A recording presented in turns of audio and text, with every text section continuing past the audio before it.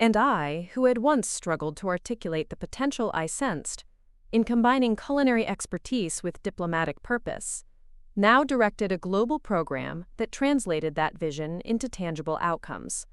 The journey had never been about proving them wrong. It had been about pursuing a possibility they couldn't yet imagine. Along the way, that pursuit had transformed not just my career, but our understanding of what meaningful contribution looks like.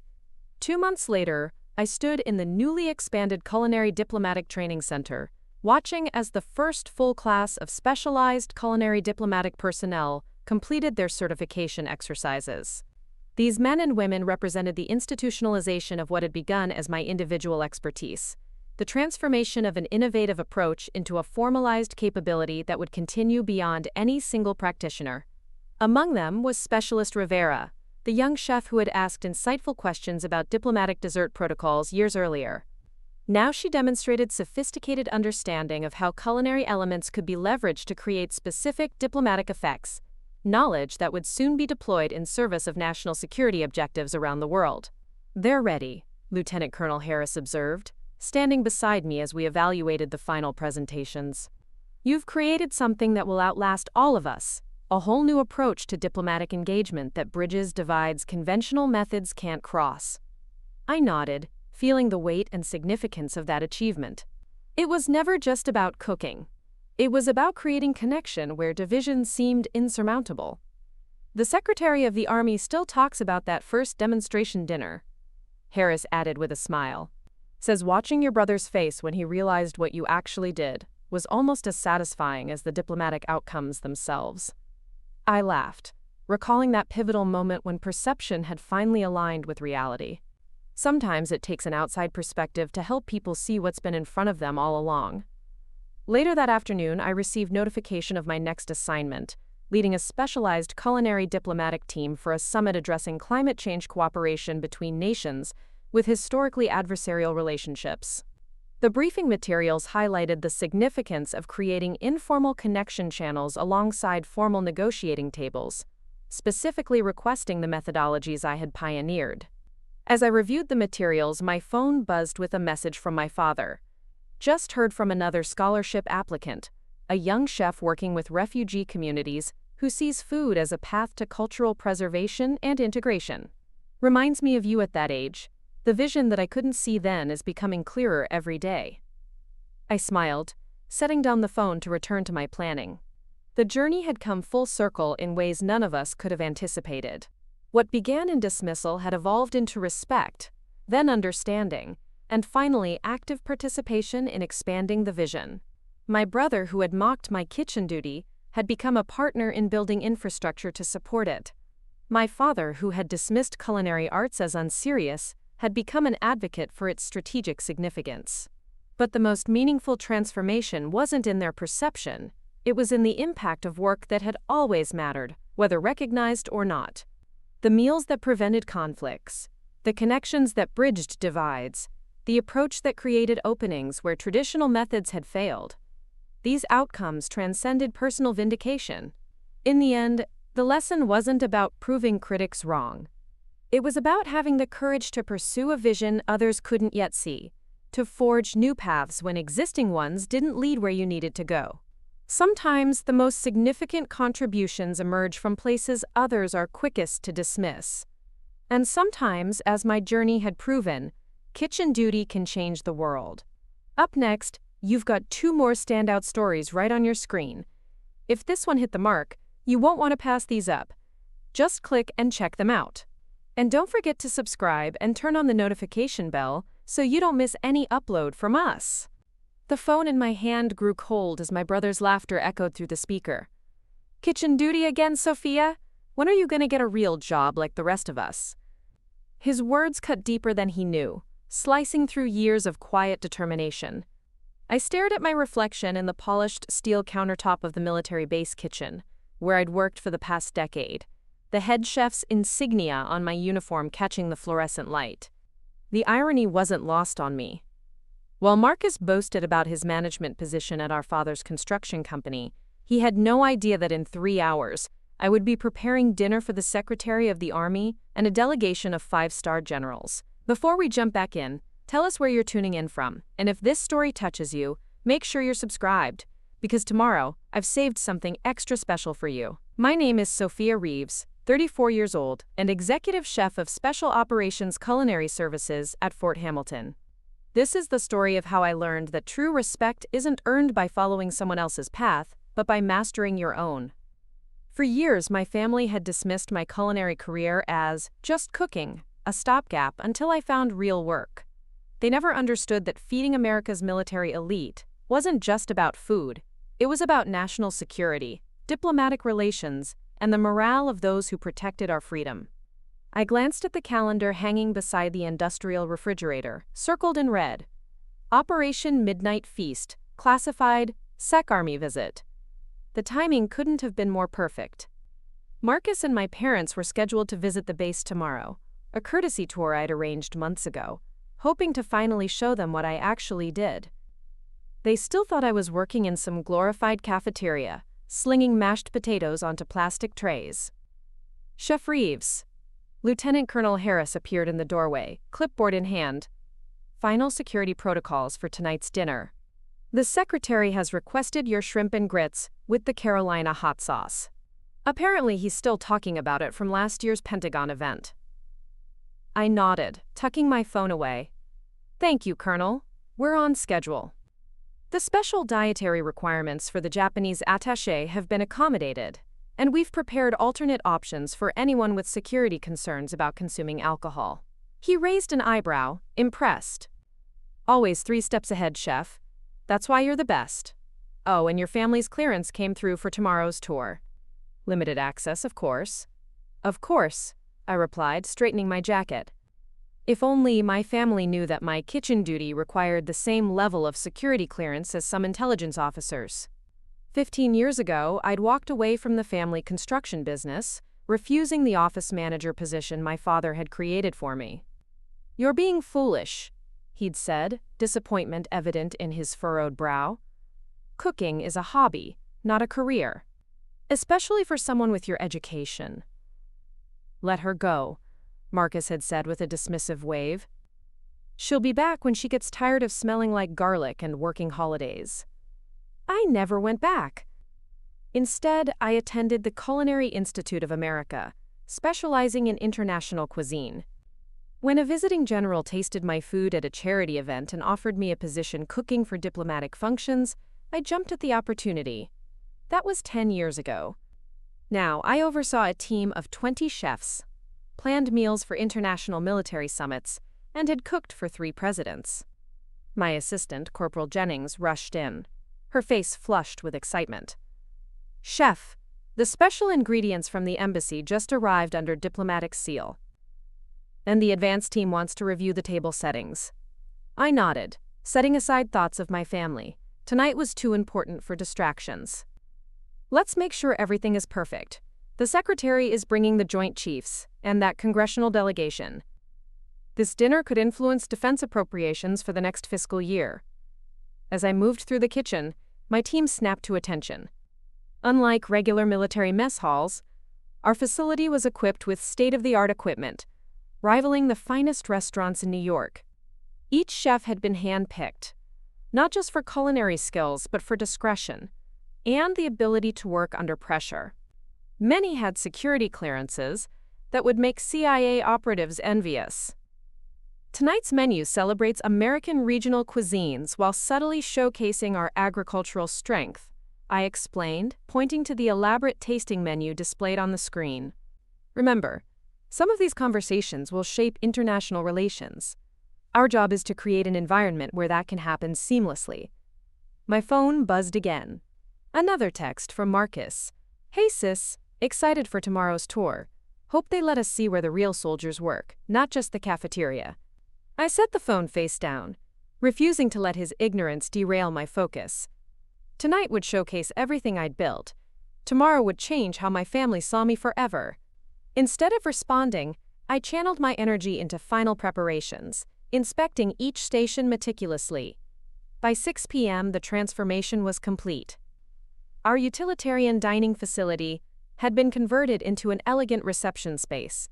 crystal gleamed under subdued lighting, fresh flowers adorned tables positioned specifically to facilitate diplomatic conversations while maintaining security protocols. Every detail, from the hand-calligraphed place cards to the carefully selected wines, had been personally approved. 10 minutes until the secretary arrives, announced Major Winters, head of security. Final checks, everyone.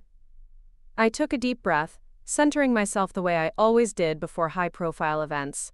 This wasn't just cooking. This was culinary diplomacy at its highest level. As the military band began playing outside, signaling the arrival of our distinguished guests, I adjusted my chef's coat one last time. The Secretary of the Army entered first, flanked by security personnel and followed by generals whose chests were heavy with medals and foreign dignitaries whose decisions affected millions. I stood at attention alongside the base commander as introductions were made. "Mr. Secretary," the commander said, "you remember Chef Sophia Reeves, our executive chef of Special Operations Culinary Services." "Of course." The secretary broke protocol to shake my hand warmly. "The woman who makes the best bourbon-glazed short ribs in the Western Hemisphere. I tried to recruit her to the Pentagon permanently, but she prefers to stay in the field." I smiled. Professional but proud. "It's an honor to serve you again, sir. We've prepared something special tonight." "I expected nothing less," he replied, before turning to the Japanese defense minister. "You're in for a treat. Chef Reeves has security clearance higher than some of my staff, because of the sensitive nature of these dinners. What happens at her table has shaped policy decisions more than once." As the evening progressed, I moved between supervising service and making brief appearances in the dining room when specific dishes were presented. The conversation flowed along with the carefully paired wines, and I could see from the secretary's expression that the dinner was accomplishing its diplomatic goals. At one point, I overheard a 4-star general explaining to a senator, "These dinners are more than meals, they're strategic events." Chef Reeves understands that food can bridge cultural divides when words fail. That Carolina dish she's serving? It's paired with a technique borrowed from Japanese cuisine. Subtle diplomacy on a plate. By midnight, the dinner was concluded. The secretary pulled me aside before departing, his security detail hovering discreetly nearby. "Outstanding work as always, chef. The discussion we had over dessert just moved a stalled international agreement forward. Your understanding of cultural nuances through food made that possible." I bowed slightly. "Thank you, sir. That's why I do this." "I know you have family visiting tomorrow," he continued, surprising me with his knowledge of my personal schedule. "I might stop by if time permits." Always good to show civilians what really happens behind the scenes here. After he left, I supervised the cleanup, ensuring that all classified materials, including certain recipes considered diplomatic assets, were properly secured. It was nearly 3 a.m. when I finally returned to my quarters, exhausted but satisfied. Tomorrow would bring its own challenges, but tonight had been a resounding success. Preparing and narrating this story took us a lot of time, so if you are enjoying it, subscribe to our channel. It means a lot to us. Now back to the story. Morning came too quickly. I awoke to multiple texts from my family, announcing they were already at the visitor center, early for their 10 a.m. tour. Typical. Marcus always believed arriving ahead of schedule demonstrated superiority, a small power play he'd never outgrown. I dressed in my formal uniform rather than Chef White's, something my family had never seen me wear. The collection of medals and commendations earned through years of service gleamed against the dark fabric. Most civilians didn't realize that military culinary specialists could receive combat decorations. But I deployed to forward operating bases in conflict zones, preparing meals under fire, and sometimes taking up arms alongside the soldiers I fed. "You look like an actual officer," remarked Captain Reynolds when I arrived at the visitor center. "Family won't recognize you." "That's partly the point," I admitted, adjusting my sleeve. "They still think I'm scooping mashed potatoes in a hairnet." Through the glass doors, I could see them waiting, my father checking his watch impatiently, my mother examining the military photos on the wall with mild interest, and Marcus scrolling through his phone, looking bored already. They didn't notice me at first when I entered, not until a group of passing soldiers saluted me. "Sophia?" My mother's eyes widened, taking in my formal appearance. "What on earth are you wearing?" "My Class A uniform," I replied calmly. "Standard for official duties." Marcus laughed, though there was uncertainty in his eyes. "Playing dress-up today for the visitors? Nice costumes they give you cafeteria workers." Before I could respond, Lieutenant Colonel Harris approached, saluting crisply.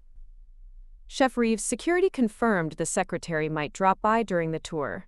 "They're doing advanced sweeps now." "Thank you, Colonel." "We'll adjust the itinerary accordingly." I turned to my stunned family. "Shall we begin?" As we moved through the base, I could see my family's perception slowly shifting. Soldiers and officers alike acknowledged me with respect. Security doors opened with scans of my credentials. The narrative I provided wasn't the scripted tour guide spiel they'd expected, but detailed explanations of military operations and protocols that only someone with extensive knowledge and clearance could provide. "I don't understand," my father finally said as we approached the Culinary complex, a facility 3 times larger than they'd imagined. "You're just the chef here, right?" "Executive Chef of Special Operations Culinary Services," I corrected gently. "My team handles diplomatic functions, special forces nutrition programs, and classified events requiring culinary expertise." Marcus scoffed, clinging to his fading superiority. "So you've got a fancy title for cooking army food. It's still just kitchen duty, Soph." We rounded the corner to the main facility, where 2 armed guards stood at attention. They saluted as we approached. "Good morning, Chef Reeves. Security protocols are in effect for your visitors." My family watched in bewilderment as we were escorted through a security checkpoint more rigorous than airport screening. My mother's face registered growing confusion. "Why do cooks need armed guards?" "Because what happens in this facility affects national security," I explained as we entered the main culinary center. Unlike the chaos they had expected, they found a precision-organized operation that resembled a cross between a 5-star restaurant kitchen and a military command center. Screens displayed nutritional information, diplomatic protocols, and security alerts. Chefs in immaculate uniforms worked with the coordination of a surgical team. "This is the main production facility," I explained, gesturing to the expansive space. "From here we coordinate culinary operations across 3 continents, develop specialized nutrition programs for special forces units, and prepare meals for diplomatic functions that can't be entrusted to outside caterers due to security concerns." My father's expression had shifted from dismissive to dumbfounded. "All this for food? Not just food, Dad. Strategic nutrition and diplomatic engagement. The Japanese defense agreement renewed last month? Those negotiations happened over a 7-course meal I designed specifically to create common ground between opposing parties." Marcus crossed his arms, the last defense of his crumbling narrative. "So you cook fancy meals for bigwigs. It's still not exactly changing the world." "Actually," came a voice from behind us. "Chef Reeves, work has directly impacted military readiness and diplomatic relations in ways most civilians never see." We turned to find the Secretary of the Army standing in the doorway, flanked by security personnel. My family froze, instantly recognizing him from news broadcasts. I stepped forward, saluting. "Mr. Secretary, this is unexpected. Welcome back to Fort Hamilton." "I promised I'd stop by," he said with a warm smile before addressing my family. "You must be the Reeves family. Your daughter is one of our most valuable assets." My mother's mouth opened and closed silently. My father managed a stunned nod. Marcus looked as though he'd been struck. "Last night's dinner was exemplary as always, Chef," continued the secretary. "The ambassador mentioned that your understanding of his regional cuisines made him feel more at home than any diplomatic function he's attended in years. These connections matter in ways that transcend politics." He turned to my family, his expression serious. "What your daughter does here isn't just cooking. Her work has facilitated negotiations that have saved lives, strengthened alliances, and yes, even prevented potential conflicts. There's a reason she has security clearance levels that would surprise you." Marcus had turned pale. His earlier mockery evaporated in the face of this undeniable reality. The secretary checked his watch. I have to get to my next appointment, but I wanted to personally thank you, Chef Reeves, for last night. That dessert course specifically. Brilliant culinary diplomacy. After he departed, silence hung heavy in the air. My team continued working, accustomed to high-profile visitors, but my family stood frozen in shock. Finally, my father spoke, his voice uncharacteristically humble. I had no idea, Sophia, all these years. You never asked, I replied simply. You decided cooking wasn't important, so you never bothered to learn what I actually do. But why didn't you tell us? My mother asked, gazing around at the sophisticated operation surrounding us. I tried in the beginning. Remember when I mentioned cooking for the president? Marcus said I was probably just making sandwiches for the real chefs. Marcus had the decency to look ashamed. I was wrong, he admitted, the words clearly unfamiliar in his mouth. I've been wrong for 15 years. We continued the tour, but the dynamic had fundamentally changed. They listened now, really listened, as I explained the complexity of my work, the scientific precision of developing specialized diets for combat effectiveness, the cultural knowledge required for diplomatic functions, the security protocols that surrounded everything we did. In the private dining room where last night's historic dinner had taken place, my father finally asked the question I'd been waiting for. Are you happy, Sophia, with this choice you made? I looked around at what I'd built, not just a career, but a mission that mattered. Happier than I would have been anywhere else, including the family business. This is where I belong. I wish we'd understood sooner, my mother said softly. All the dinners we criticized you for missing, the holidays you worked. You couldn't have known, I conceded. Parts of what I do are classified, but you could have trusted that I knew what I was doing with my life.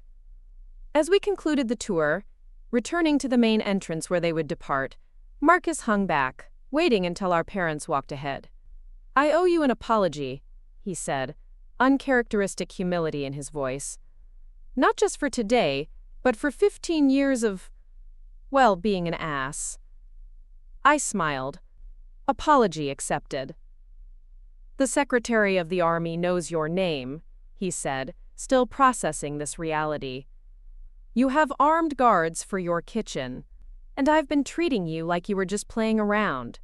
It's not about the title or the recognition, I told him. It's about doing work that matters in the way that only I can do it. You found your path in construction. I found mine here. He nodded slowly. I get that now. I really do. He hesitated, then asked, could you show me how to make that bourbon glaze the secretary mentioned? Dad's birthday is coming up, and I thought maybe it was a small olive branch, but I recognized it for what it was. The first acknowledgement that my expertise had value, that what I had built deserved respect. Come by next weekend, I offered. We'll cook together. After they left, I returned to my office, the weight of 15 years of dismissal finally lifting from my shoulders. On my desk lay preparation notes for next week's NATO summit dinner, another opportunity to create connections through cuisine that might, in some small way, contribute to global stability. Lieutenant Colonel Harris appeared in the doorway. How did it go with your family, Chef? I smiled, feeling a new sense of completion. Let's just say they finally understand that there's nothing, just, about what we do here. That night, as I reviewed security protocols for an upcoming diplomatic mission, my phone buzzed with a text from Marcus.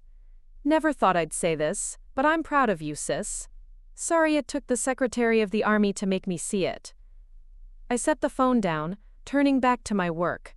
The journey to this moment had been longer and harder than my family would ever fully understand.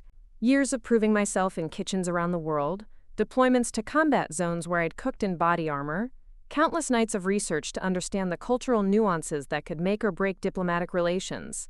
They'd never know about the time my quick thinking had salvaged a near disaster, when a visiting dignitary's unknown allergy threatened an international incident, or how I'd once detected tampering with a food delivery that led to the uncovering of an espionage attempt.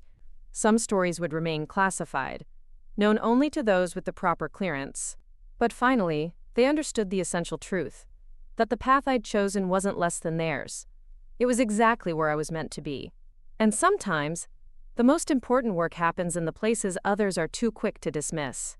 As I signed off on the security protocols and prepared to head home, I paused to look at a photo on my wall, my culinary school graduation, when I stood alone because my family had been too busy with a construction company event to attend. Beside it now hung a new image. Today's impromptu photo with the Secretary of the Army, my family standing awkwardly beside us, their expressions still stunned. Two images that told the story of a journey from dismissal to validation. Not that I had ever needed their validation. I'd found that in the impact of my work, in the respect of those who understood its importance. But having it, finally, closed a circle that had remained painfully open for too long. My phone buzzed again. A message from my father. "Your mother and I were wrong. For 15 years, we were wrong. I'm sorry we didn't see what you were building. Would you consider coming home for Christmas this year? As our honored guest, not just our daughter." I smiled, typing my reply. "I'll be there. But fair warning. I might critique the cooking. Some might say the moral of my story is about proving others wrong, but that's not it at all. It's about staying true to your path, even when no one else sees its value. Because one day, the Secretary of the Army might walk in and show them exactly what you've known all along. That greatness comes not from following expectations, but from having the courage to defy them." The weeks following my family's visit unfolded in unexpected ways. My phone, once silent for months except for obligatory holiday texts, now lit up regularly with messages from my parents and, surprisingly, from Marcus. Small questions about cooking techniques gradually evolved into deeper conversations about our lives, bridging the 15-year gap that had grown between us. It was strange but welcome, like discovering a forgotten language we once shared. Before we jump back in, tell us where you're tuning in from. And if this story touches you, make sure you're subscribed, because tomorrow, I've saved something extra special for you. Chef Reeves. Corporal Jennings appeared at my office door, interrupting my thoughts. "The planning briefing for Operation Desert Table is starting in 5 minutes.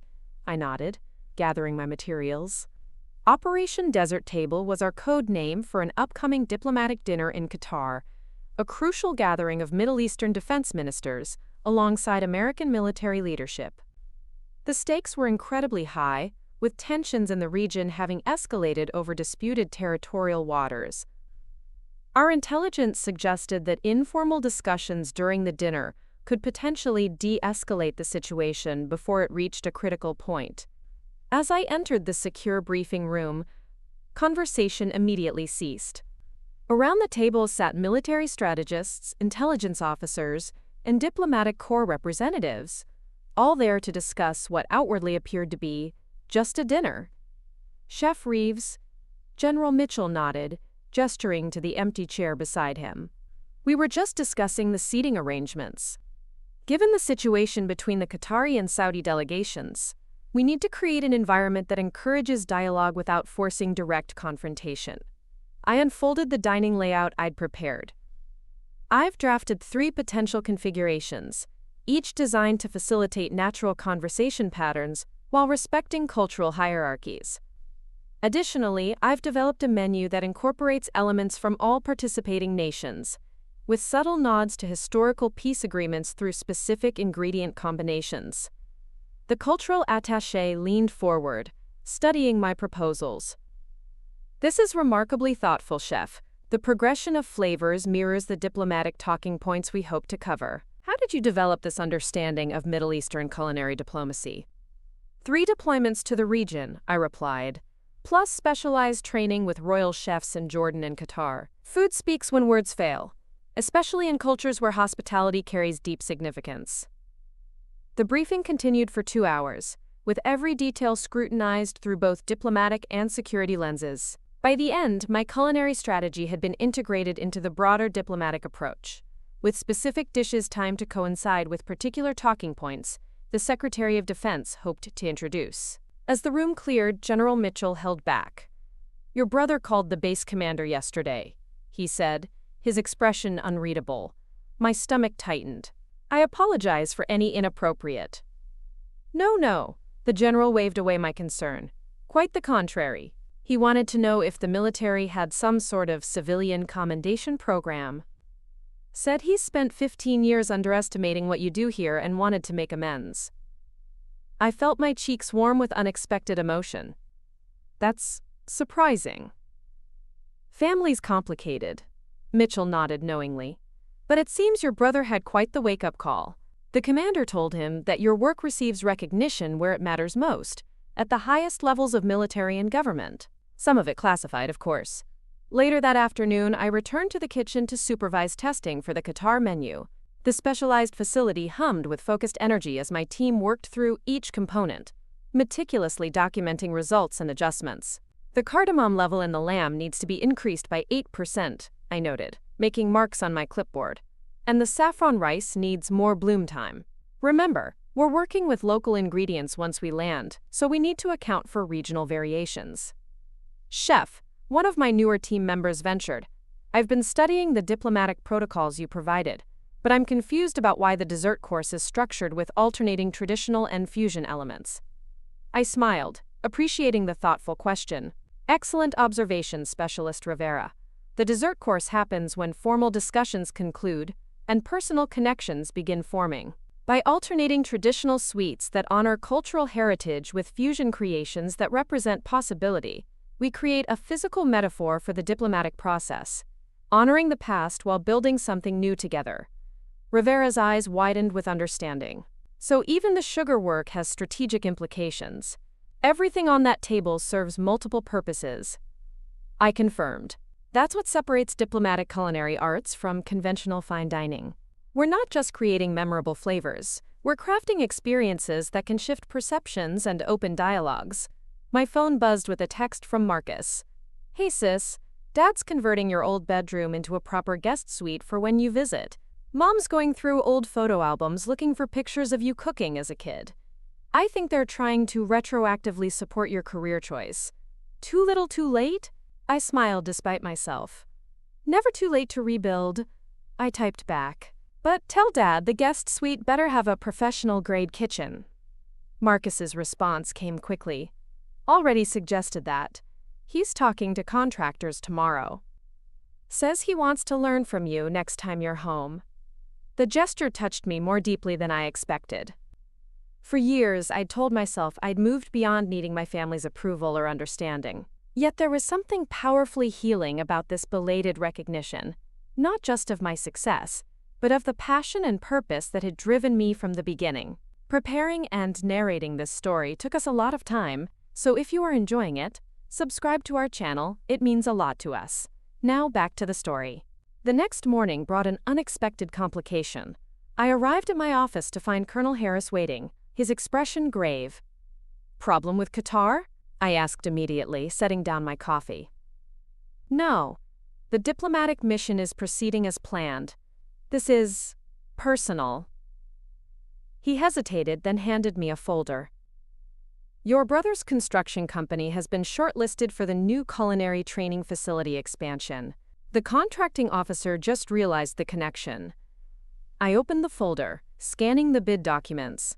Marcus's company was one of 3 finalists for a $40 million expansion project that would triple the size of our culinary diplomatic training facilities, a project I'd helped design based on my field experience. This puts you in a potential conflict of interest position, Harris continued. Since you're on the advisory committee for the expansion, regulations require you to recuse yourself or for your brother's company to withdraw their bid. I closed the folder, my mind racing. The training facility was my dream project. A purpose-built center where we could properly train the next generation of culinary diplomats, combining kitchen expertise with geopolitical awareness and cultural intelligence. I'd spent 3 years developing the specifications, fighting for budget allocations, and convincing military leadership of its strategic importance. I'll recuse myself, I said firmly. The project is too important to compromise, and if Marcus's company offers the best bid, they should have a fair chance. Are you sure? Harris looked surprised. This facility has been your vision from the start, which is why I want it built correctly, regardless of who does the construction, I replied. I trust the committee to honor the original concept. Later that day, I called Marcus, wondering if he knew about the potential conflict. His assistant put me through immediately. A new development in our relationship. "Sophia, I was just about to call you," he greeted me, sounding genuinely pleased to hear from me. "Dad and I were looking at kitchen designs for the renovation. What do you think about—" "Marcus," I interrupted gently, "did you know your company bid on the Fort Hamilton Culinary Training Facility expansion?" There was a brief silence. "Yes," he finally said. "It came across my desk last month. Military contracts aren't usually our specialty, but the specifications were so detailed and thoughtful that our chief architect was impressed. Said whoever designed this really understood both culinary operations and educational environments." "That was me," I said quietly. "I've been developing that project for 3 years." Another silence, longer this time. "I had no idea," he finally said. "Sophia, I'll withdraw the bid immediately. This is your project. We shouldn't be interfering." "No." I surprised myself with the firmness in my voice. "Don't withdraw. I've recused myself from the selection committee to avoid any conflict. If your company is the best choice, you should get the contract. But you won't be able to oversee the implementation of your own design," Marcus protested. "That's not right. What matters is that the facility gets built properly," I explained. "This isn't about me. It's about creating a training center that will shape military culinary diplomacy for the next generation." The line went quiet again. When Marcus spoke, his voice had changed, carrying a new note of respect. "You really mean that, don't you? All these years I thought you were just, I don't know, playing at having a career. But this is truly your life's work." "It is," I confirmed. "And if your company wins the bid fairly, I'd rather it be built by someone who finally understands what we're trying to accomplish." 2 days later, I departed for Qatar with my advance team. The diplomatic dinner wouldn't take place for another week. But proper preparation required us to source local ingredients, adapt to the kitchen facilities at the embassy, and conduct thorough security reviews of all aspects of the operation. As our military transport plane crossed the Atlantic, I reviewed the final intelligence briefings. 2 of the attending ministers had deep personal conflicts that dated back generations. Another had recently survived an assassination attempt believed to be connected to his moderate stance on regional cooperation. The American delegation was walking into a potential powder keg, and our dinner needed to create an environment where tensions could dissolve rather than ignite. "Chef Reeves," my satellite phone buzzed with a secure call. "Update from Fort Hamilton. The bid committee has made their selection for the training facility." I took a deep breath. "Go ahead. Your brother's company won the contract. Their design innovations for the instructional spaces apparently impressed the committee, along with their commitment to completing the project under budget." I felt a complex mix of emotions: pride in Marcus, disappointment at not being able to oversee the project personally, and a quiet satisfaction that the facility would become reality regardless of my direct involvement. "There's more," the caller continued. "Your brother has requested permission to consult with you on certain design elements during your leave periods, through proper channels to maintain procurement integrity. The legal team is reviewing the request." After the call ended, I gazed out the window at the endless blue ocean below, reflecting on how much had changed in just a few weeks. From a family that had dismissed my career as glorified kitchen duty, to a brother who now respected my expertise enough to seek it professionally, the transformation was as unexpected as it was welcome. Upon arriving in Qatar, we immediately began the intensive preparation process. Working alongside local chefs, diplomatic security personnel, and cultural advisors, we transformed the embassy's formal dining room into a space that subtly encouraged connection while respecting the complex cultural protocols of each delegation. "The Qatari defense minister has requested a meeting with you, chef," the embassy's cultural attaché informed me 3 days before the event. "Apparently, he heard about your approach to culinary diplomacy from the Jordanian royal court and wants to discuss it personally." The meeting took place in a secure room within the embassy compound. The minister, a dignified man whose family had shaped Qatari politics for generations, greeted me with surprising warmth. "Chef Reeves," he said through his translator, though I suspected he understood English perfectly. I am intrigued by your philosophy of peace through shared meals. In our culture, breaking bread together creates bonds that cannot be easily broken. That's precisely why culinary diplomacy can succeed where formal negotiations sometimes fail, I replied. When we share food, we acknowledge our common humanity before addressing our differences. He nodded thoughtfully. I have a particular concern about tomorrow's gathering. The Saudi delegation and I have historical complications. Yet our nations must find common ground on the territorial waters issue.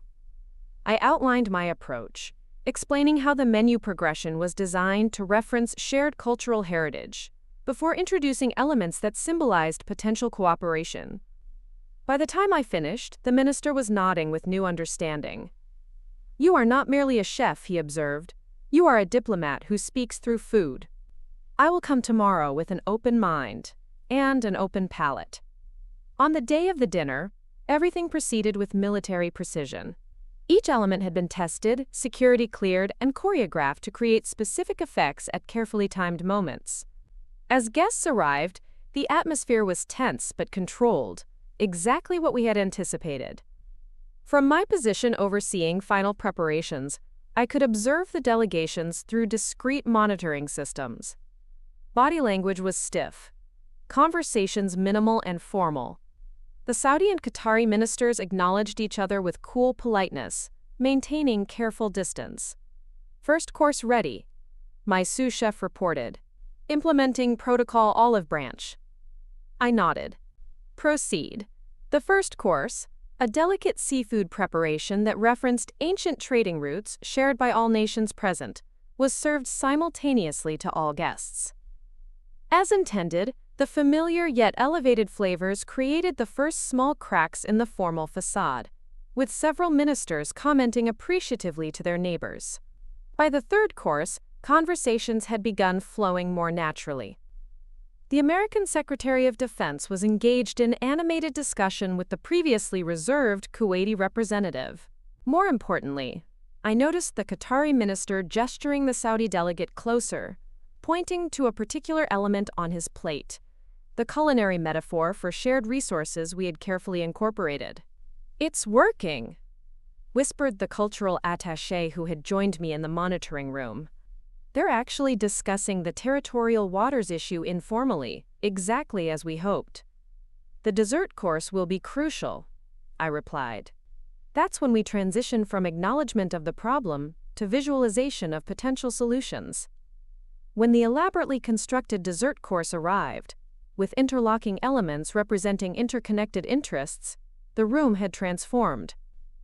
Diplomats who had arrived stiff and guarded were now leaning in toward each other, barriers lowered by shared appreciation and the carefully orchestrated progression of flavors, textures, and symbolism.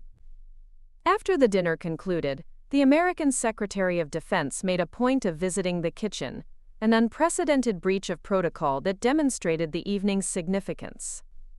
Chef Reeves, he said, shaking my hand firmly as my team stood at attention, what happened in that dining room tonight may have just prevented a regional crisis. 2 ministers who haven't spoken directly in 3 years are now scheduling a private meeting tomorrow. Whatever you did with that dessert course should be classified as a national security asset.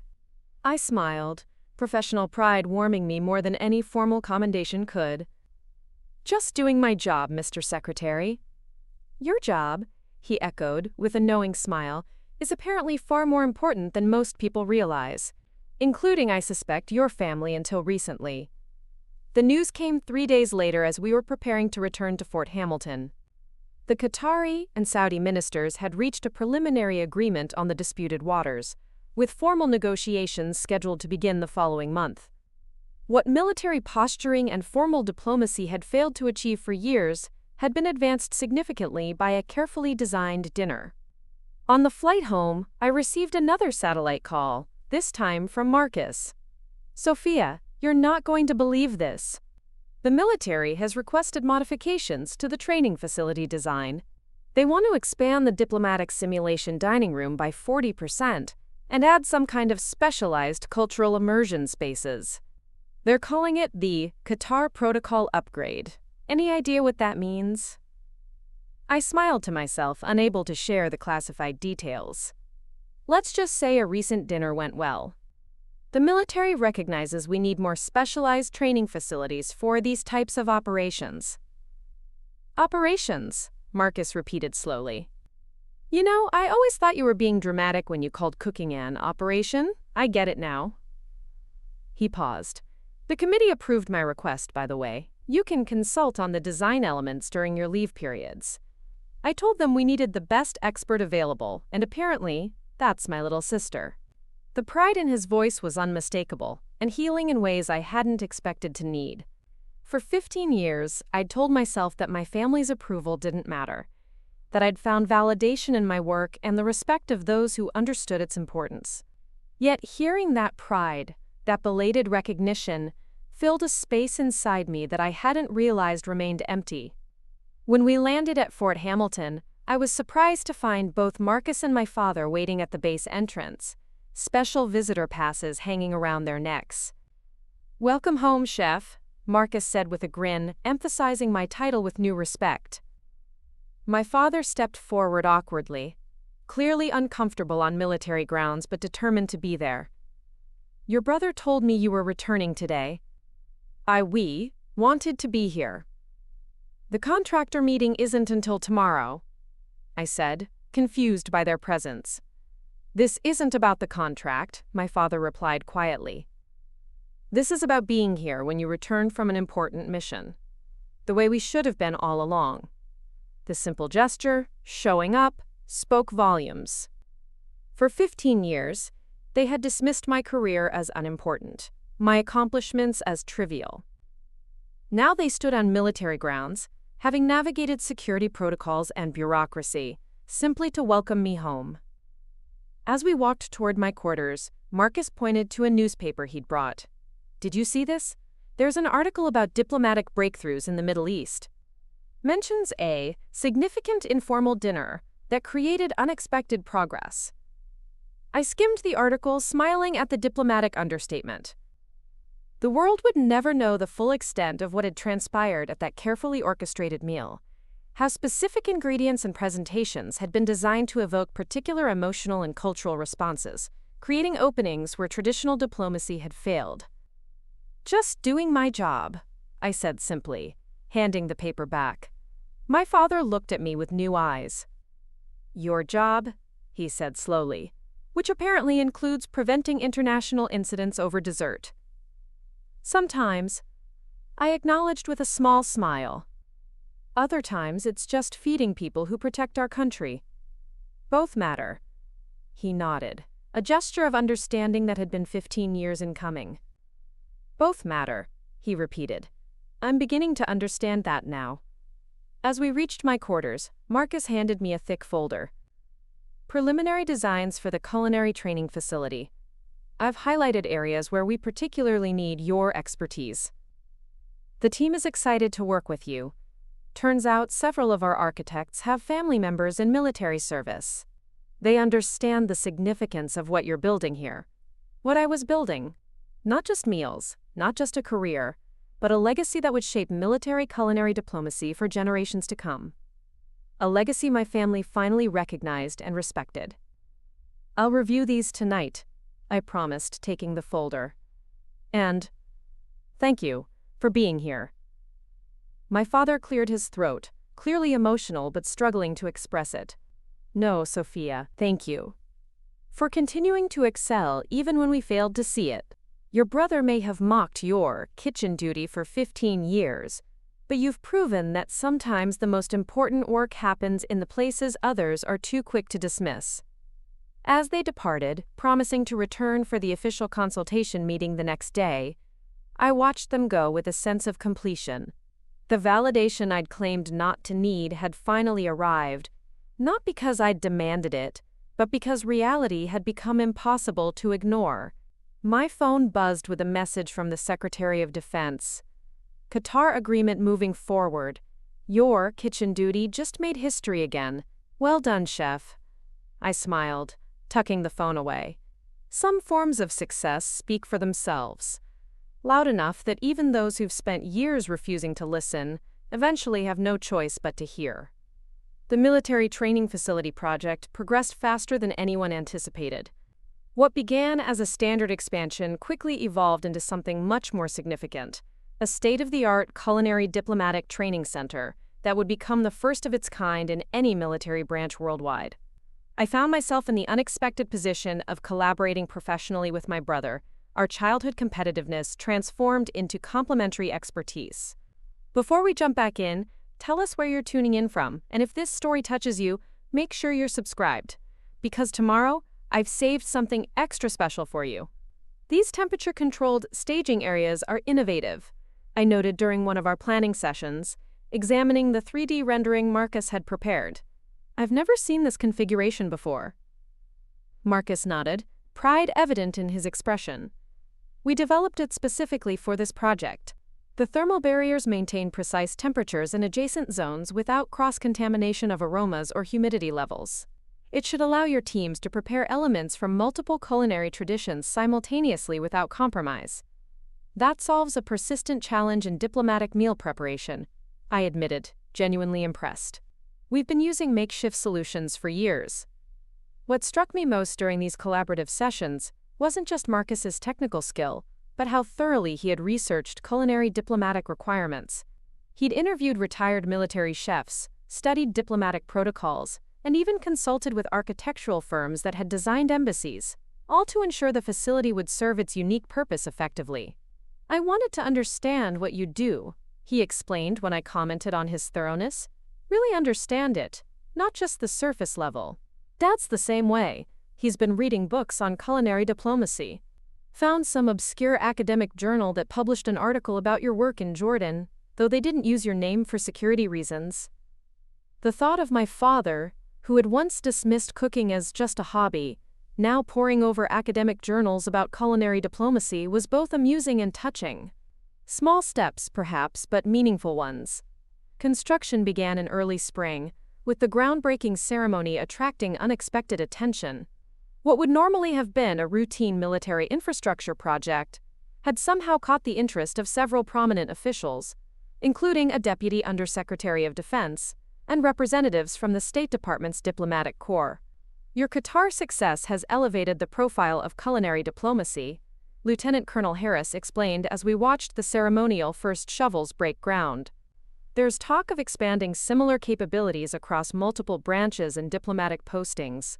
The Secretary of the Army himself made an appearance, using the opportunity to publicly highlight the strategic importance of non-traditional diplomatic approaches, a thinly veiled reference to the breakthrough achieved over that carefully orchestrated dinner in Qatar. Chef Reeves represents the future of integrated diplomatic strategy, he said to the assembled crowd, catching me off guard with the direct mention. Her work demonstrates that national security isn't just about weaponry and traditional power. It's about creating connections that prevent conflicts before they begin. Marcus stood nearby with our father, both wearing visitors, badges, and expressions of unmistakable pride. I caught my father dabbing at his eyes when he thought no one was looking, a gesture so uncharacteristic that it momentarily stole my composure. Preparing and narrating this story took us a lot of time, so if you are enjoying it, subscribe to our channel, it means a lot to us. Now back to the story. As construction on the training facility progressed, my operational tempo increased as well. The success in Qatar had elevated the profile of culinary diplomacy within military and diplomatic circles, resulting in more requests for specialized diplomatic functions than my team could reasonably handle. We need to expand the program, I explained to General Mitchell during our quarterly review. The current team is stretched beyond capacity, and we're turning down strategic opportunities due to personnel limitations. Mitchell nodded thoughtfully. What would you need to scale operations effectively? I slid a detailed proposal across the desk, a document I had been refining for years but had never found the right moment to present. A specialized training track for culinary diplomatic personnel, expanded security clearance protocols for selected team members, and integration with regional cultural specialists.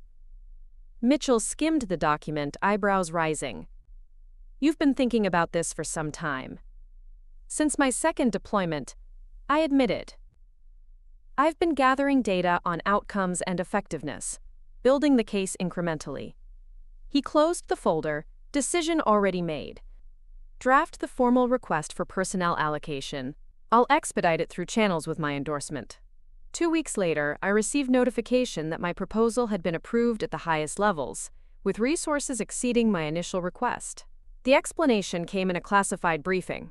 Intelligence analysis had attributed 3 significant diplomatic breakthroughs in the past 18 months to culinary diplomatic initiatives, with estimated cost savings in the billions compared to potential military interventions those diplomatic successes had helped avoid. In essence, my kitchen duty had proven itself one of the most cost-effective strategic programs in the modern military.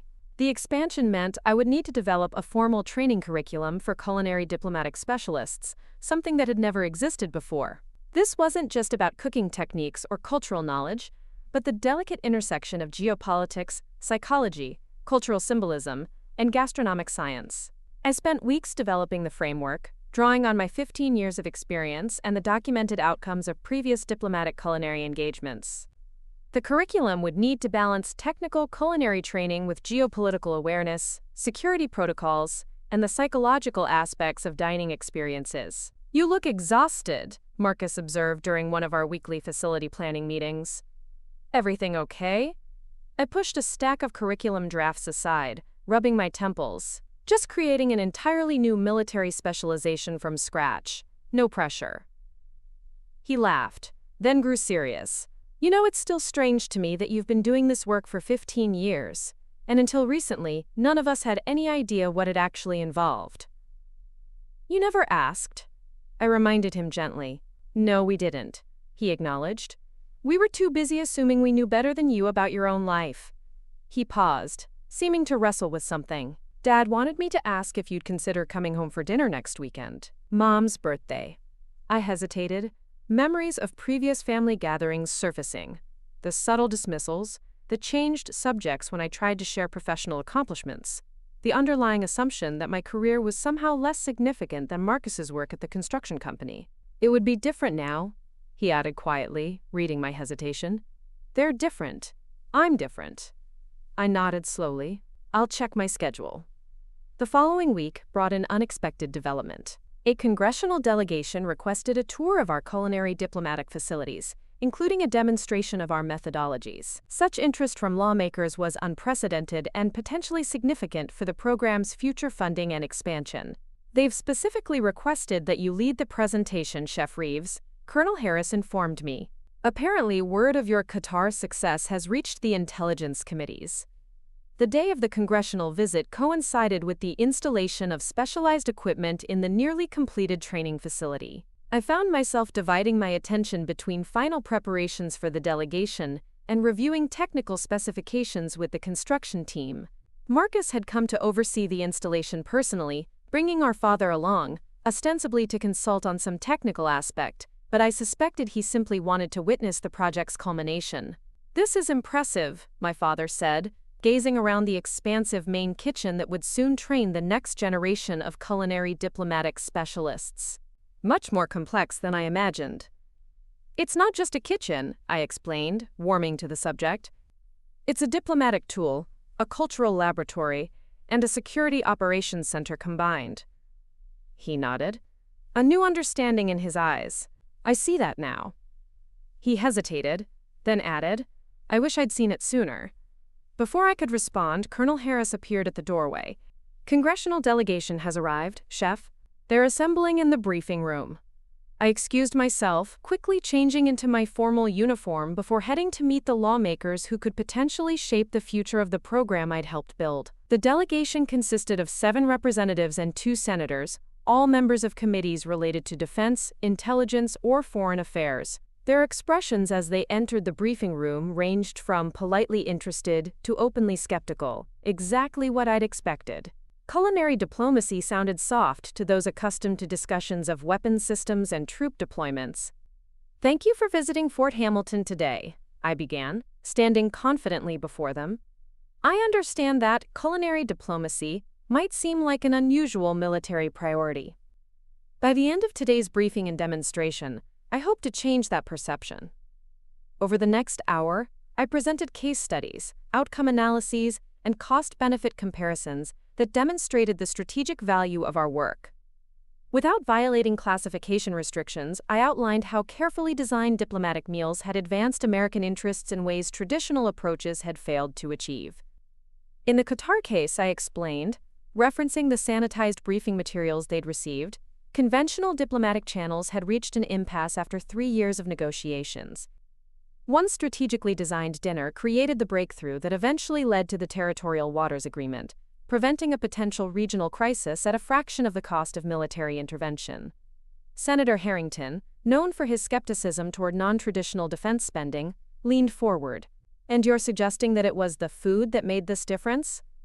"Not just the food, Senator," I corrected respectfully, "the comprehensive experience, designed with detailed knowledge of cultural significances, personal histories, regional symbolism, and psychological response patterns. The meal was merely the vehicle for a sophisticated diplomatic approach."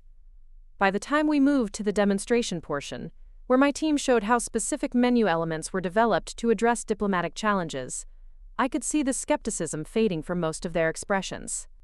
Senator Harrington, however, remained unconvinced.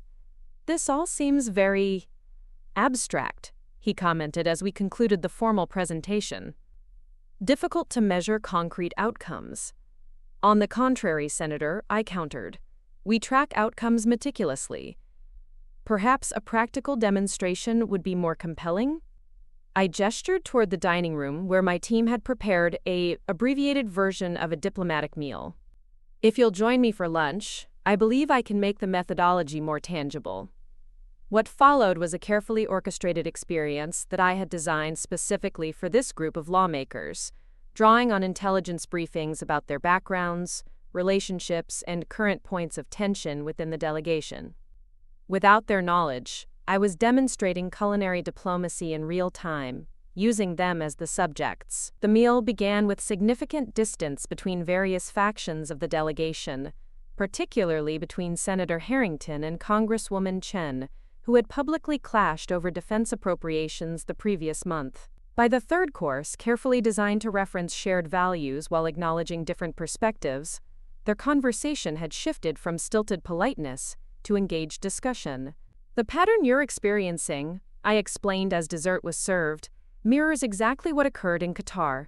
Notice how the conversation has evolved over the past 45 minutes, how seating proximity has naturally adjusted, how body language has shifted. None of this is accidental. It's the result of deliberate culinary diplomatic strategy." Senator Harrington sat back, an expression of dawning comprehension crossing his face. "You've been demonstrating on us this entire time." "Yes, Senator," I acknowledged. "And based on the fact that you and Congresswoman Chen have just spent 10 minutes finding common ground on the appropriations issue that divided you last month, I'd suggest the demonstration has been effective." A surprised murmur ran through the delegation as they realized what had occurred. Congresswoman Chen laughed outright. "Well played, Chef Reeves. Very well played." As the delegation departed, Senator Harrington lingered. "I've been in politics for 30 years, he said quietly. "I've seen every kind of persuasion technique imaginable. What you did today was something different." He handed me his card. "My office will be in touch about the program expansion proposal. I believe I may have underestimated its strategic value." After the delegation left, I found Marcus and my father waiting near the administrative offices. From their expressions, I could tell they had somehow witnessed at least part of the demonstration. "That was remarkable," my father said, uncharacteristic awe in his voice. "The way you managed those personalities, without them even realizing." Marcus shook his head, smiling. "And to think, all these years we thought you were just making fancy meals." "That's part of it," I acknowledged. "But the meal is just the medium. The real work happens in the spaces between the courses, in the connections that form when barriers lower." My father cleared his throat, seeming to search for words. "Your mother's birthday dinner. Sunday." He hesitated. "Would it be possible for you to perhaps demonstrate some of this culinary diplomacy at home? There are some tensions with your Aunt Helen that have persisted for years." I laughed, genuinely amused by the request. "You want me to design a diplomatic dinner for a family birthday?" "Only if it wouldn't be imposing on your professional skills," he added quickly. The request represented such a fundamental shift in how my family viewed my work that I found myself nodding before I'd fully considered it. I'll need information. Background on the tensions, personal preferences, any significant shared experiences. My father's face lit up. I can provide all of that. And Marcus has been renovating the kitchen, as we mentioned. It should have adequate equipment. The preparation for my mother's birthday dinner became an unexpected family collaboration. Marcus sent detailed information about the kitchen capabilities. My father provided surprisingly thorough intelligence briefings on the family dynamics and historical tensions. Even my mother, unaware of the dinner's diplomatic dimensions, contributed by sharing menu preferences and family food traditions. For the first time in my adult life, my professional skills were not only acknowledged by my family but actively valued and sought after. The feeling was both vindicating and healing, a belated recognition that perhaps should have come years earlier, but was no less meaningful for its delay. The Sunday of my mother's birthday, I arrived hours early to prepare. The kitchen renovation Marcus had mentioned turned out to be a comprehensive upgrade that mirrored many professional features, clearly designed with my work in mind. The gesture spoke volumes about how their perception had shifted. "We wanted you to have a proper workspace when you visit," my father explained somewhat sheepishly as he showed me the new equipment. Marcus researched what professional chefs need. I ran my hand over the pristine countertops, emotion tightening my throat. "This is thoughtful. Thank you. We have a lot to make up for," he said simply. 15 years of not seeing what was right in front of us. The dinner itself became an exercise in family culinary diplomacy.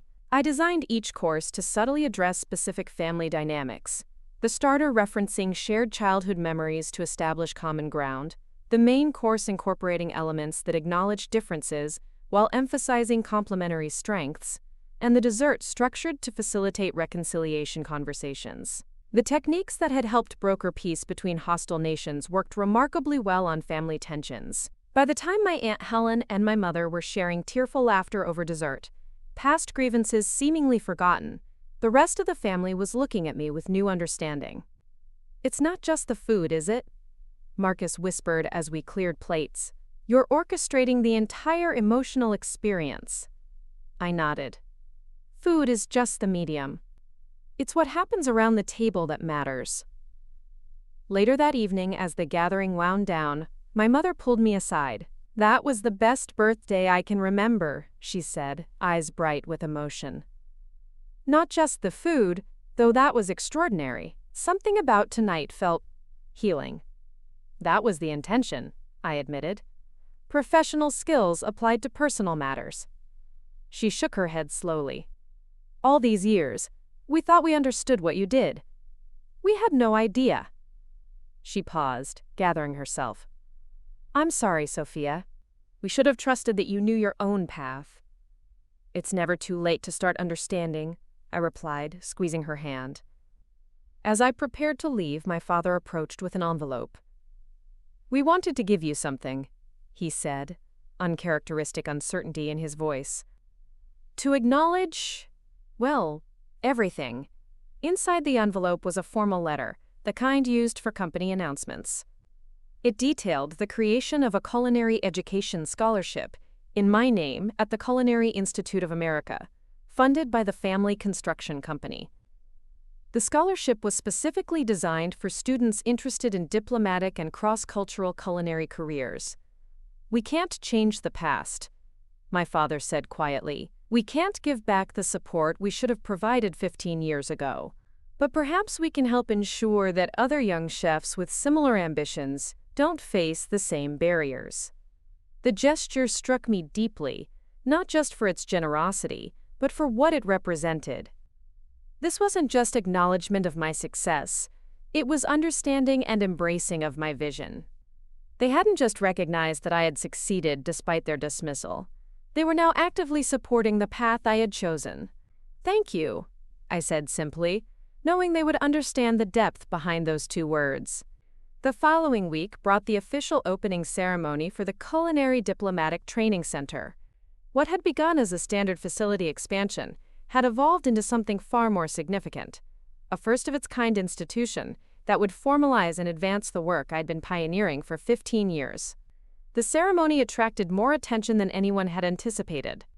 Military leadership, diplomatic corps representatives, and even several members of the congressional delegation who had witnessed my demonstration attended. More surprisingly, major media outlets had caught wind of the innovative approach to diplomacy and sent reporters to cover the event. Chef Reeves, the Secretary of the Army, said as we toured the completed facility, "This center represents a new chapter in how we approach national security. What began as your individual expertise has evolved into a strategic capability that will serve this nation for generations." The significance of the moment wasn't lost on me. What my family had once mockingly called kitchen duty had transformed into a recognized and valued approach to international relations and conflict prevention. The dismissal that had once stung so deeply now seemed like a distant memory, replaced by validation at the highest levels. My family attended the ceremony as honored guests, watching with visible pride as I cut the ribbon alongside military leadership. As photographers documented the moment, I caught my brother's eye. Gone was the dismissive superiority that had characterized our relationship for 15 years, replaced by genuine respect and perhaps even a touch of awe. Later, as the formal proceedings concluded and guests toured the new facility, Marcus approached. "Remember when I used to tease you about playing with food while the rest of us did real work?" he asked, shaking his head at the memory. "Vividly," I replied dryly. "I was thinking about that this morning," he continued. "About how completely I misunderstood what you were building. About how small my vision was compared to yours." He gestured around at the impressive facility that now bore my influence in every detail. "You weren't just pursuing a career. You were creating an entirely new field. While I was following the path laid out for me, you were blazing a trail no one had walked before." His words crystallized something I had felt but never fully articulated, that the dismissal I had experienced wasn't just about my choice of career, but about the courage it took to forge an unprecedented path. The difficulty hadn't just been in mastering culinary arts or diplomatic protocols. It had been in pursuing a vision that others couldn't yet see. The hardest part wasn't the work itself, I admitted. It was believing in something that no one else could visualize yet. Marcus nodded slowly. "That's what real innovation looks like, isn't it? Seeing possibilities others can't imagine." He smiled, a hint of his old competitive spirit showing through. "Turns out my little sister is the true visionary in the family." Dad's still processing that realization. As if on cue, our father joined us, gazing around at the bustling activity as military personnel and dignitaries explored the new facility. "I've been thinking," he said without preamble, "about how differently things might have gone if we had supported your vision from the beginning." I considered this counterfactual briefly before shaking my head. "I'm not sure it would have changed much. This path required me to fight for recognition every step of the way. That struggle shaped the approach in ways that easy acceptance might not have." He looked at me with new understanding. "You're saying the resistance made you stronger?" "It made me more determined," I clarified. "When you have to repeatedly prove the value of your work, you develop a clarity and conviction that might not come as readily when the path is smooth." My father nodded slowly, a lifetime of business wisdom allowing him to grasp the principle.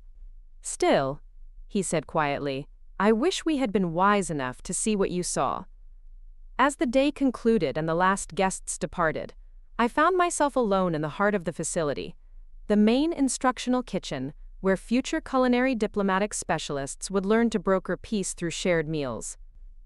The space embodied everything I had worked toward for 15 years, a physical manifestation of a vision that had once existed only in my mind. Lieutenant Colonel Harris found me there, contemplating the journey that had led to this moment. "Quite a day," he observed, coming to stand beside me. "From kitchen duty to establishing a new strategic capability for the military. Not bad for 15 years, work." I smiled at his reference to my brother's old dismissal. The lesson, I suppose, is that meaningful work doesn't always look impressive from the outside. Sometimes the most significant contributions happen in the places others are quickest to dismiss. "A lesson your family seems to have finally learned," he noted. "Better late than never," I replied, thinking of the scholarship, the renovated kitchen, the newfound respect in their eyes. Though I've realized something important through all of this. What's that? While external validation is gratifying, the real satisfaction comes from knowing the impact of your work, whether others recognize it or not. I gestured around at the facility that would train a new generation to follow the path I had pioneered. This would be meaningful even if my family still thought I was just serving mashed potatoes in a hairnet. Harris nodded thoughtfully, though I imagine the Secretary of the Army's visit made quite an impression. I laughed, remembering the shock on my brother's face that day. It certainly didn't hurt. Sometimes it takes an outside perspective to help people see what's been in front of them all along. As we walked out, the lights automatically dimming behind us, I reflected on the journey, from dismissed to recognized, from mocked to respected, from misunderstood to valued. The path had not been easy, but its very difficulty had forged something unique and meaningful. My phone buzzed with a text from Marcus. "Dad's already talking about expanding the scholarship program. I think he's trying to make up for lost time. Dinner next Sunday? Mom wants to hear more about the Qatar operation. As much as you can share, anyway." I smiled, tucking the phone away. Some journeys come full circle in ways you could never anticipate. What began with dismissal had transformed into something none of us could have imagined. Not just a career vindicated or a family relationship healed, but a new approach to diplomacy that would long outlast any individual achievement. The Secretary of the Army's visit had indeed shocked my brother. But the true revelation wasn't just about my success. It was about the power of pursuing your own vision, even when those closest to you can't yet see it. Sometimes, the most meaningful paths are the ones you have to clear yourself. 3 years passed swiftly after the opening of the Culinary Diplomatic Training Center. What began as a specialized program at Fort Hamilton had blossomed into an international initiative, with similar centers established at American embassies in 5 strategic regions worldwide. My role had evolved as well, from executive chef to director of global culinary diplomatic operations, a position created specifically to formalize and expand the methodology I'd pioneered. Before we jump back in, tell us where you're tuning in from, and if this story touches you, make sure you're subscribed, because tomorrow I've saved something extra special for you. On a crisp autumn morning, I stood before a packed auditorium at Georgetown University's School of Foreign Service, delivering the keynote address for a symposium on non-traditional diplomatic approaches. Looking out at the audience of diplomats, military personnel, academics, and students, I felt a moment of surreal clarity. This journey had carried me farther than I could have imagined when I first chose to pursue a culinary career against my family's wishes. Traditional diplomacy occurs across conference tables, I explained to the attentive audience. Culinary diplomacy happens across dinner tables. The difference is significant. At conference tables, participants arrive armored in formal positions and political constraints. At dinner tables, shared flavors and experiences create connections that transcend those barriers. From my position at the podium, I could see the Secretary of State nodding appreciatively in the front row. Beside her sat Marcus and my father, both now regular attendees at major events related to my work, their previous dismissal transformed into vocal advocacy. In the 3 years since the training center opened, they had become unexpected ambassadors for culinary diplomacy in their own circles, proudly explaining the strategic significance of work they once mockingly called kitchen duty. After the symposium concluded, the Secretary of State approached, accompanied by a distinguished silver-haired gentleman I recognized immediately from intelligence briefings, the Finnish ambassador, who had been instrumental in recent Arctic Circle negotiations. "Chef Reeves," she said warmly, "the ambassador has been telling me about the remarkable dinner you orchestrated in Helsinki last month. Apparently, it accomplished in one evening what 6 months of formal negotiations couldn't resolve." The ambassador nodded enthusiastically. A masterpiece of culinary diplomacy. The Norwegian and Russian delegates who had been at loggerheads for years were sharing family stories by dessert. The framework agreement we signed the following week was directly attributed to connections formed during that meal. I acknowledged the compliment with a professional nod, though inwardly I felt the quiet satisfaction that came from seeing methodology translate into measurable outcomes. The Helsinki dinner incorporated elements of all Arctic nations, culinary traditions, while symbolically representing shared stewardship of the region.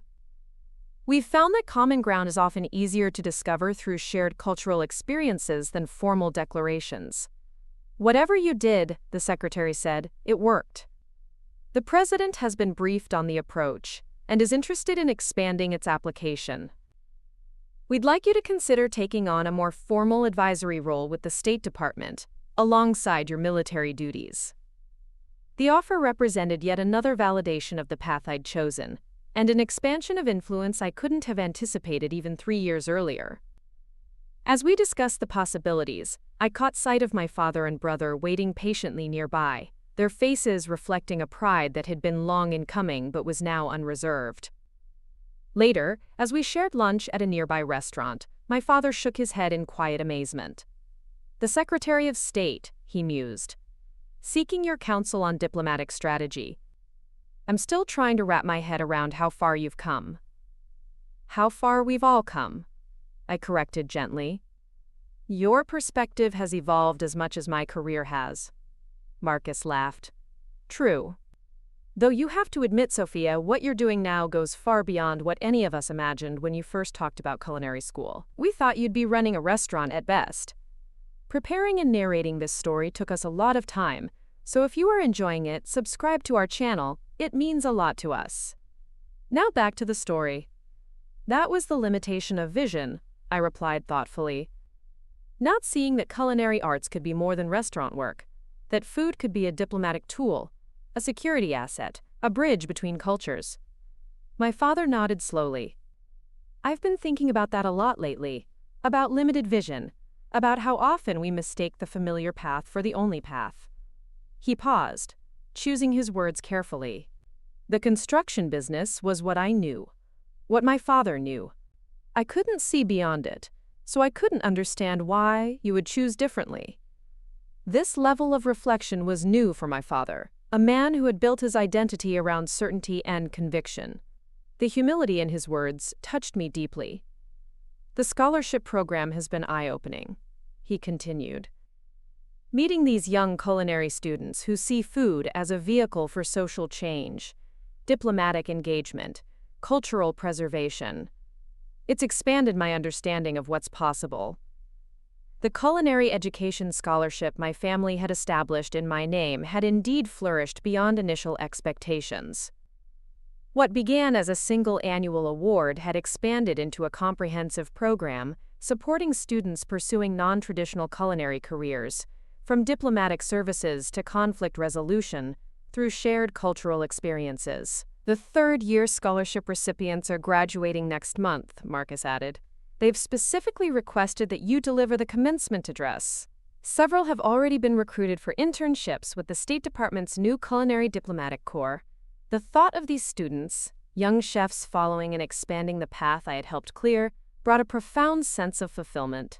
My individual success was gratifying, but creating opportunities for others to build upon that foundation represented a deeper, more lasting impact.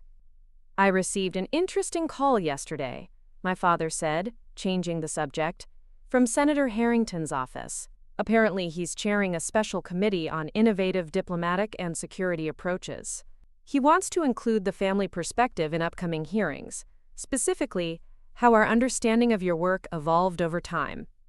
I raised an eyebrow, surprised. "He wants you to testify about how you dismissed my career choice and then changed your mind? That seems unusually self-reflective for a congressional hearing." "That's exactly what he wants," my father confirmed. He said something about institutional resistance to non-traditional approaches, and how important it is to document the process of perspective change.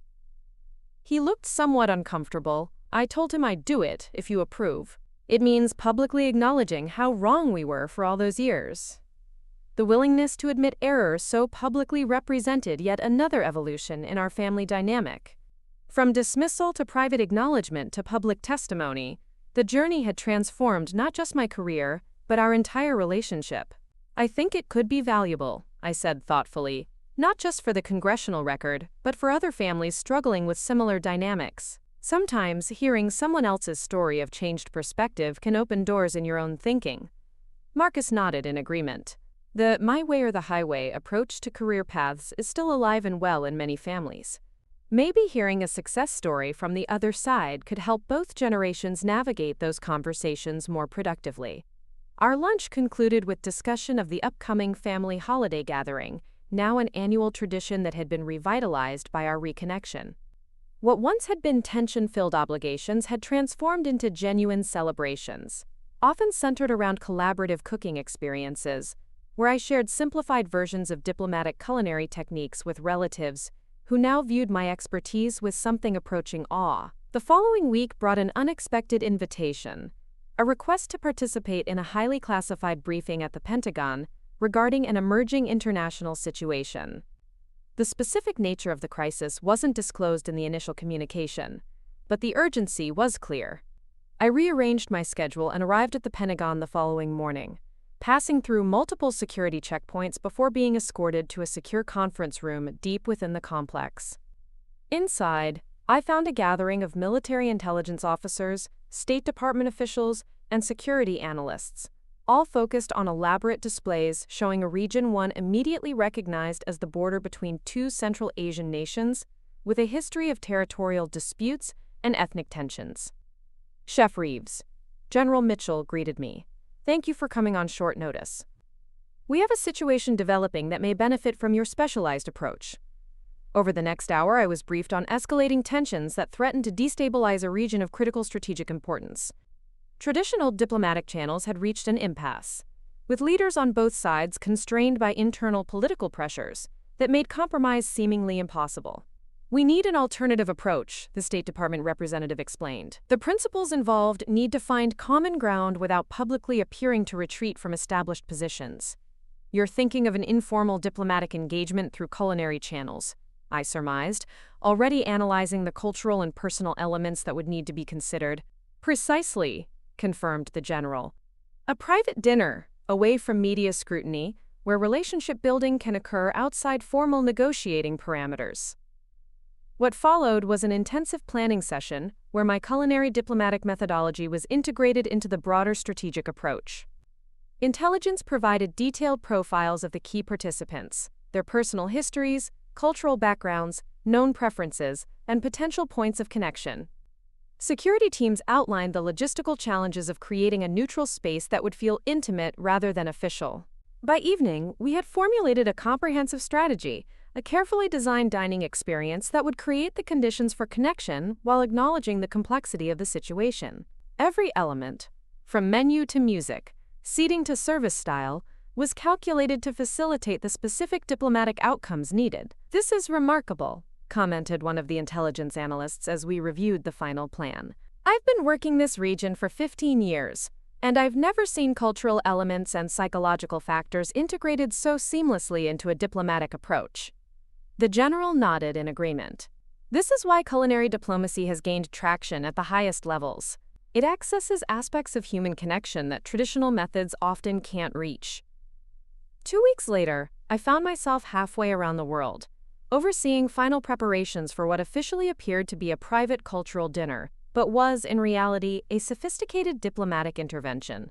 The venue, a historic mountain lodge in a neutral third country, had been secured and transformed according to specifications designed to create an environment of privacy, security, and cultural respect.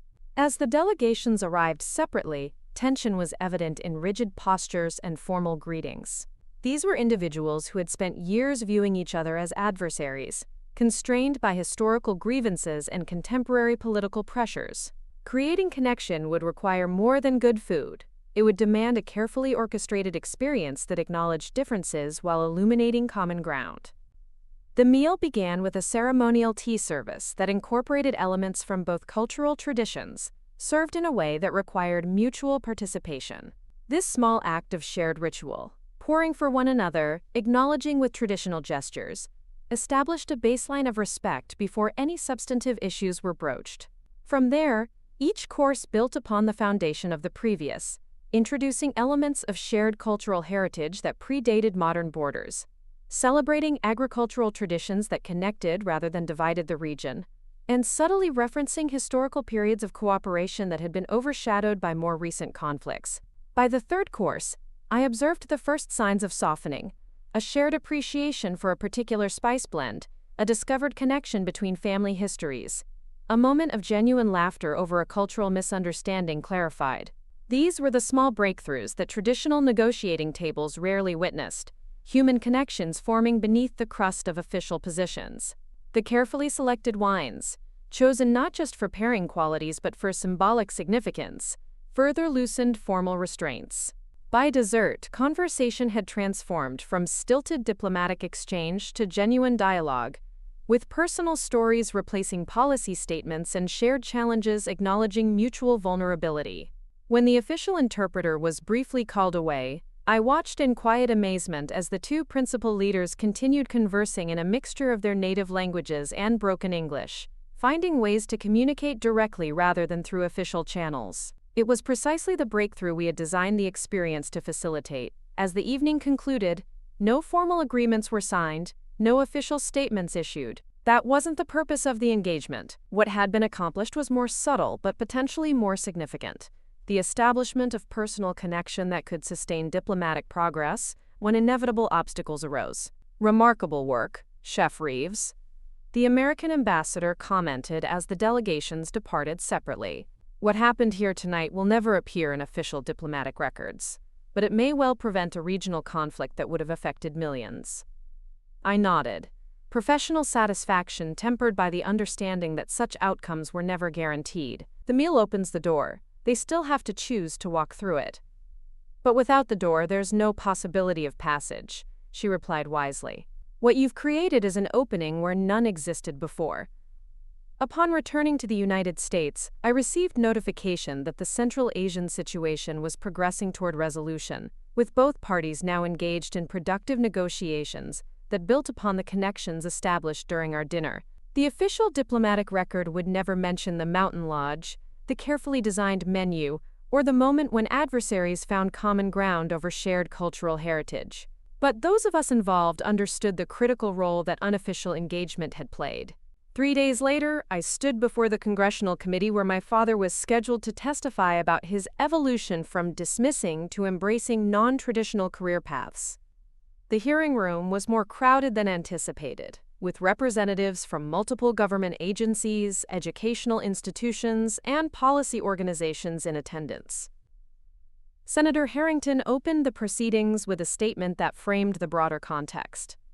Today's hearing examines how institutional resistance to innovative approaches can blind us to effective solutions, particularly in the realms of diplomacy and security. We'll hear from various perspectives, including family members who initially dismissed what has proven to be groundbreaking work. My father testified with remarkable candor about his initial reaction to my culinary career ambitions and the journey toward understanding the strategic significance of the path I had chosen. His testimony was powerful precisely because of his willingness to acknowledge error, to publicly trace the evolution from dismissal to respect, with specific examples and reflections. "The limitation wasn't in my daughter's vision," he concluded, his voice steady despite the emotion evident in his expression. "It was in mine. I couldn't see beyond the boundaries of my own experience, so I assumed her path would lead nowhere significant. I've since learned that the most innovative contributions often come from those willing to forge new paths rather than follow established ones." Senator Harrington leaned forward. "What would you say to other parents facing similar decisions? Children choosing unconventional paths that don't align with family expectations?" My father considered the question carefully. "I would say, listen more than you speak. Ask questions aimed at understanding rather than persuading. And recognize that your inability to envision where a path leads doesn't mean the destination lacks value. The most meaningful journeys often begin by stepping into uncharted territory." His words resonated deeply with me, capturing the essence of what had transformed in our relationship. It wasn't just that he now recognized my success. He understood the courage it had taken to pursue a vision he couldn't yet see. After the hearing concluded, we gathered in the hallway outside the committee room, my father, Marcus, and me, joined by several of the scholarship recipients who had attended the proceedings. These young culinary students looked at me with the same expression I had once seen directed at master chefs during my early training, a mixture of respect and aspiration that reminded me how far the journey had come. "Your father's testimony was powerful," one of them commented. "It helps to know that even people who achieve what you've accomplished faced resistance at the beginning." I smiled, recognizing the universal nature of the struggle. The resistance is part of the journey. It forces you to clarify your vision, to articulate what others can't yet see. "But it must have been harder without family support," another student observed. "It was," I acknowledged honestly. "But that challenge also strengthened my conviction. When you have to repeatedly defend your choices, you develop a deeper understanding of why they matter to you." My father placed a hand on my shoulder, a gesture of support that would have been unimaginable in the early years of my career. "The irony," he said quietly, "is that by choosing a path I couldn't understand, Sophia ended up making contributions I couldn't have imagined. The limitation was never in her potential. It was in my perception." That evening, we gathered for dinner at my apartment, a simple family meal rather than a diplomatic event, though I couldn't help incorporating elements of my professional expertise. As we shared food and conversation, I reflected on the long, unexpected journey from dismissal to recognition, from misunderstanding to respect.